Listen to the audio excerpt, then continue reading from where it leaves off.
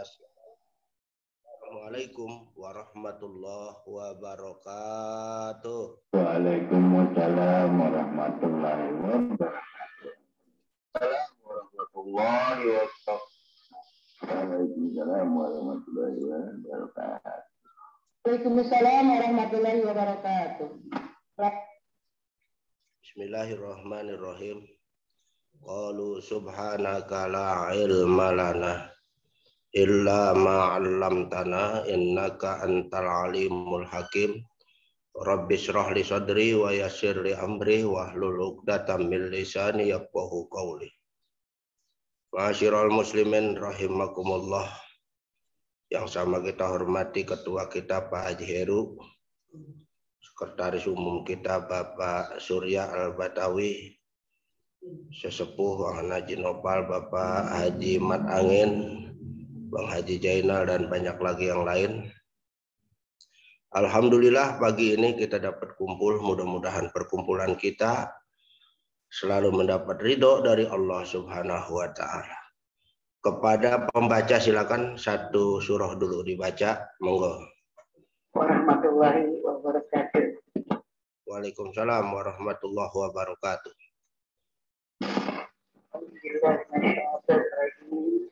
Bismillahirrahmanirrahim.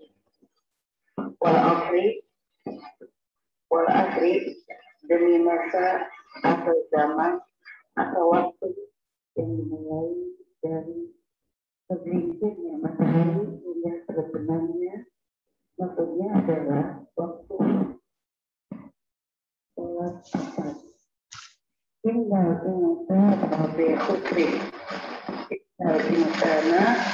sesungguhnya manusia itu yang dimaksud adalah jenis manusia. Tapi khusri benar-benar berada dalam kerugian, di dalam perniagaan. Innal ladzina amanu wa 'amilus sholihati wa tawassaw bil haqqi wa tawassaw bis sabr. Innal ladzina amanu wa 'amilus sholihati, kecuali orang-orang yang beriman dan mengerjakan amal soleh. Mereka tidak termasuk orang-orang yang merugi di dalam perniagaannya.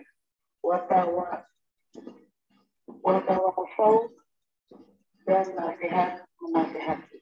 Artinya, sebagian di antara mereka menasihati sebagian yang lain. Bilhaqi, supaya menaati kebenaran, yaitu iman.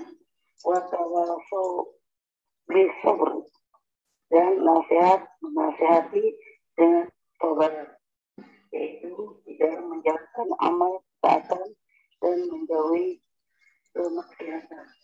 Terima kasih. Ya, baik, terima kasih.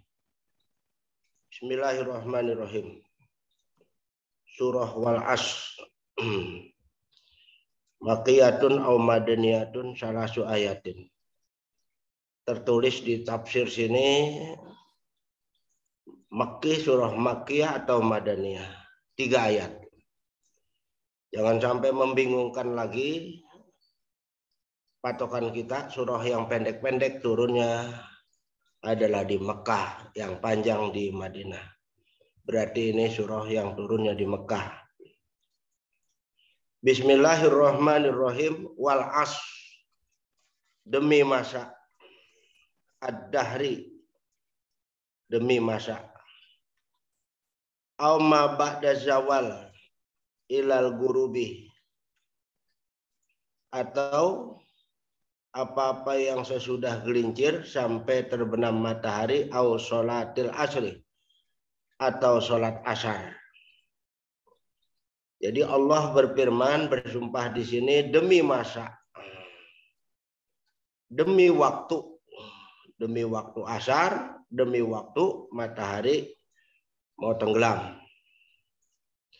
Innal insana, sesungguhnya manusia, alil jinsa, kebanyakan manusia itu lapi husrin, sungguh dalam kerugian. Fitijaratihi dalam perniagaannya. Semuanya merugi itu manusia. Makanya Allah bersumpah demi masa. Semua manusia pasti akan mengalami kerugian. Siapapun dia. Illalladzina amanu, kecuali yang tidak rugi nih. Kecuali orang-orang yang beriman dan beramal soleh.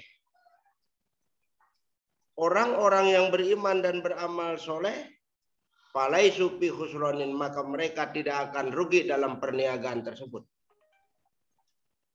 Beriman dan beramal soleh itu yaitu melaksanakan segala kewajiban seperti sholat sehari semalam 5 waktu didirikan, apalagi berjamaah, pahalanya sangat besar sekali.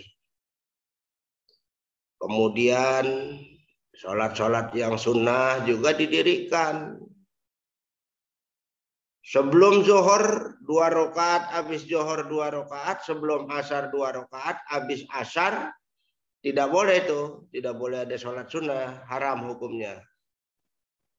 Sebelum maghrib 2 rakaat, sesudah maghrib 2 rakaat, sebelum isya 2 rakaat, habis isya 2 rakaat, sebelum subuh 2 rakaat, habis subuh, haram hukumnya sholat sunnah. Nah, itu yang dimaksud dengan amal soleh. Jadi sholat jangan hanya yang wajib saja didirikan, yang sunnah pun mesti kita dirikan. Kedua adalah termasuk amal soleh itu puasa. Puasa di bulan suci Ramadan full. Jangan saja puasa yang wajib saja, yang sunnah juga kita dirikan. Puasa Senin, Kemis itu yang sunnah kita dirikan. Sebab hadisnya kuat itu. Sholat Senin sama Kemis itu hadisnya apa? Kuat. Puasa Senin, Kemis. Maksudnya puasa Senin, Kemis hadisnya kuat. Karena Rasulullah selalu puasa pada kedua hari tersebut. Sehingga ditanya Rasulullah oleh Al-Imam Abi Qatadah, ya Rasulullah, limadza tasumu kulla yaumal isnain wal khamis? Kenapa engkau melaksanakan ibadah puasa setiap hari Senin dan hari Kamis? Rasul menjawab, karena hari Senin itu adalah hari kelahiranku, maka aku melaksanakan ibadah puasa tiap hari Senin, artinya memperingati hari kelahiranku. Ya bagi orang yang lahirnya hari Senin, silakan aja puasa Senin. Itu satu pekerjaan dua. Satu memperingati hari kelahirannya dan memperingati hari kelahiran Nabi. Kalau yang lahirnya bukan hari Senin, puasa tiap hari Senin berarti dia setiap minggunya memperingati hari kelahiran Nabi besar kita Muhammad Shallallahu Alaihi Wasallam. Karena itu pahalanya sangat besar. Mudah-mudahan kita akan melaksanakan puasa setiap Senin dan Kamis, insya Allah. Amin.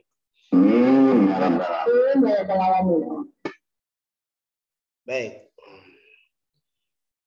Kalau hari Kamis melaksanakan ibadah puasa, nah hari Kamis itu seluruh amal ibadah kita, ya, tiap hari Kamis itu akan dilaporkan kepada Allah. Ya, akan dilaporkan kepada Allah. Makanya kita puasa. Ketika amal ibadah kita akan dilaporkan, kita sedang melaksanakan ibadah puasa, ya mudah-mudahan saja yang dilaporkan yang baik-baik saja. Yang tidak baik tidak dilaporkan, dihapus mudah-mudahan.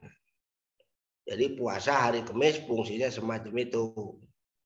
Juga mudah-mudahan kita puasa tiap Kamis. Mudah-mudahan ya, mudah-mudahan. Amin ya rabbal alamin. Kemudian apalagi yang dimaksud dengan beramal soleh? Ya infak termasuk amal soleh. Infak tuh. Kalau ngaji ini, ya orang ngaji itu juga termasuk amal soleh. Apalagi dia wajib. Ngaji itu kan lebih diwajibkan daripada sholat yang wajib. Kalau sholat itu kan wajib hukumnya, tapi ngaji itu lebih diwajibkan. Makanya di sana ada hadisnya tolabul ilmi faridotun ala kulli muslimin wa muslimatin. Menuntut ilmu itu sangat diwajibkan atas muslim laki dan perempuan. Makanya taknya lil mubalaghah. Sangat diwajibkan. Sebab sholat kita itu dapat diterima oleh Allah Subhanahu wa taala bila ditopang dengan ada ilmunya. Ibadah yang nggak ada ilmunya ditolak langsung, nggak diterima. Tapi ibadah yang didasari dengan ilmu, maka ibadah tersebut insya Allah langsung diterima oleh Allah Subhanahu wa taala. Karena itu ngaji hukumnya lebih diwajibkan ketimbang sholat. Sholat wajib, tapi ngaji lebih wajib. Karena berkaitan sangat erat itu. Yang mudah-mudahan kita setiap saat selalu mengikuti pengajian. Di samping itu pahalanya juga besar. Orang yang ngaji itu pahalanya berapa? Itu Nabi kita bersabda kepada ya Abdullah bin Mas'ud, ya Ibnu Mas'ud, julusuka sa'atan fi majlisil ilmi. Kamu duduk sebentar saja di majelis ilmu. Min ghairi antamasal kitab wal qalam, tidak perlu megang kitab, tidak perlu megang pulpen, apalagi megang kitab, megang pulpen. Khairun laka min ijki alfi raqabatin, pahalanya buat engkau lebih baik daripada orang lain memerdekakan budak 1000. Coba budak 1000 harganya mahal, ditukar dengan ontak 1000 ekor masih mahalan budak. Apalagi ditukar dengan sapi 1000 ekor masih tetap mahalan budak. Nah, sekarang umpamanya 1000 ekor sapi ini disembelih, dagingnya dibagi-bagi buat fakir miskin, pahalanya besar benar. Dibandingkan dengan pahala menghadiri pengajian, jauh lebih besar pahala menghadiri pengajian. Mudah-mudahan yang pada ngaji ini ya setiap subuhnya, mudah-mudahan selalu continue ngajinya, setiap subuhnya selalu mendapatkan pahala begitu besar. Amin. Amin. Juga bukan hanya pahala yang diberikan, kesalahan dihapus. Ya, kesalahan kita dihapus. Sebab kita udah berdoa tadi sama-sama tuh dipimpin oleh Wanaji Nopal. Ya Rabbi bil Mustafa balligh maqasidana waghfir lana ma madha ya wasi'al karami. Itu doa yang luar biasa itu.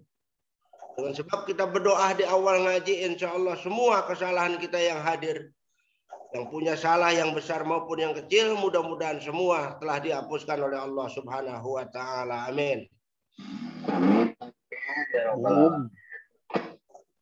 Juga silaturahmi dapat, dengan sebab kita ngaji, kita dapat bersilaturahmi. Silaturahmi dengan siapa nih? Silaturahmi dengan ketua, dengan sekretaris, kemudian dengan yang ada di mana? Di Cirebon, dengan ada yang di Bandung, ada yang di mana-mana ngikut Zoom. Udah di Solo. Itulah yang menyebabkan kita umur jadi panjang, rezeki gampang. Ya mudah-mudahan umur kita diberi panjang oleh Allah dengan sebab silaturahmi, dan rezeki kita dimudahkan oleh Allah Subhanahu wa taala. Amin. Amin. Amin. Selanjutnya, watawasau bil haq, dan mereka saling berpesan. Auso ba'duhum ba'du, sebagian mereka berpesan kepada sebagian yang lain. Apa pesannya itu? Bil haqqi ay bil iman. Berpesan dengan iman yang sebenar-benarnya. Berpesan dengan iman yang sebenar-benarnya. Jangan sampai kita ini iman nggak begitu kuat. Jadi harus kita perkuat iman kita ini. Sebab apabila iman sudah kuat, ibarat pondasi, yaitu kuat pondasinya, bangunan tidak akan goyang. Tapi kalau imannya goyang, maka bangunan akan goyang. Oleh karena itu kita perkuat iman tersebut. Bagaimana cara memperkuat iman itu? Ya banyakin baca Al-Quran, banyakin mengikuti pengajian, iman insya Allah akan bertambah. Ya banyakin baca Al-Quran, banyakin menghadiri pengajian, insya Allah bertambah. Di dalam Al-Quran sudah dijelaskan itu. Innamal mu'minuna alladzina idza dzukirallahu wajilat qulubuhum wa idza tuliyat 'alaihim ayatuhu zadatuhum imana wa 'ala rabbihim yatawakkalun. Sesungguhnya mereka, hanya saja mereka orang-orang yang beriman. Ketika disebut nama Tuhannya bergetarlah hatinya. Dan apabila dibacakan ayat-ayat Allah, apalagi dia membaca sendiri, dibacakan saja ayat-ayat Allah oleh orang yang lain, dia dengerin, maka itu bertambah imannya. Wa 'ala rabbihim yatawakkalun, dan mereka bertawakal kepada Tuhan mereka. Jadi dengerin pengajian, dengerin Al-Quran sedang dibaca, salah satu cara iman kita akan bertambah. Dan apalagi kita yang baca sendiri Al-Quran itu di rumah. Baca sendiri, masing-masing kita baca Al-Quran, bentar-bentar baca Al-Quran, kita lihat Al-Quran. Orang yang sering membaca Al-Quran, insya Allah lisannya akan lancar, akan fasih membaca apa saja. Makanya seringin baca Al-Quran. Al-Quran juga itu merupakan apabila dibaca penyembuh buat hati kita jadi tenang. Ya, hati kita jadi tenang dengan sebab kita baca Al-Quran. Apakah termasuk ibadah baca Al-Quran? Ya termasuk ibadah. Sebab definisi daripada Al-Quran itu huwal kutubul munazzalu ala sayyidina Muhammadin sallallahu alaihi wasallam al-muta'abbadu bitilawatihi. Jadi Al-Quran itu adalah kitab yang diturunkan kepada Nabi Muhammad sallallahu alaihi wasallam yang dibuat ibadah bagi setiap pembacanya. Berapa membaca Al-Quran itu pahala yang Allah berikan? Ada sebuah kitab yang menjelaskan setiap satu huruf 100 kebajikan. Pahala baca Al-Quran. Jadi setiap satu huruf 100 kebajikan. Kalau kita baca surah Yasin itu hurufnya 25.500 huruf. Kita baca surah Yasin. Ya pahalanya tinggal ngitung aja. Ya 25.500 huruf, sekian pahalanya. Ditulis langsung di buku kita masing-masing. Nah itu para Bapak Ibu yang sama dimuliakan oleh Allah. Mudah-mudahan kita gemar selalu membaca Al-Quran. Amin. Amin ya rabbal alamin. Amin ya rabbal alamin. Wa tawasau bis-sabr. Dan yang berikutnya adalah dan saling berpesan dalam kesabaran. Berpesan dalam kesabaran. Alat taati, yaitu di jalan untuk menjalankan taat kepada Allah perlu kesabaran. Wa anil maksiati, dan berpesan, saling berpesan dengan kesabaran daripada menjauhkan segala yang maksiat. Yang maksiat kita jauhkan. Yang taat kita laksanakan. Itu yang dimaksud watawasau bis sob. Jadi saling berpesan dalam kesabaran untuk taat. Kalau kurang-kurang sabar, kita dalam taat ibadah kepada Allah mungkin kurang taat kita. Sebagai contoh, kita sholat subuh berjamaah. Waktunya masih agak malam, jam 4-an lewat 5 menit. Kalau kurang-kurang sabar, kita jarang sholat subuh. Kita harus sabar. Bangunlah sebelum itu. Sholat tahajud apalagi sangat memerlukan kesabaran. Nah, kemudian maksiat kita jauhkan. Dengan demikian kita termasuk watawasau bis sabri. Termasuk orang-orang yang saling berpesan dengan kesabaran. Mudah-mudahan apa yang disampaikan ada hikmahnya, ada manfaatnya. Nanti stasiun berikutnya. Sekian.